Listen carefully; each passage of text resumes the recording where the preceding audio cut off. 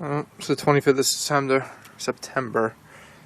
I started up the truck this morning, heard some grinding noises. I didn't think anything of it. I thought it was just cold and the grid heater circling.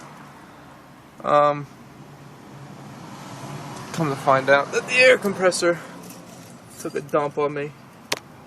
There's the glare.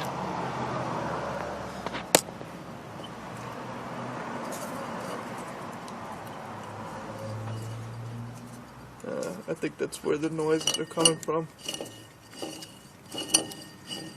It's making some bearing noises. Yeah, it gets seized up every once in a while. So, that's what I'm battling today. There's a good play. Yeah, great. Well, hopefully these bolts come out without a problem.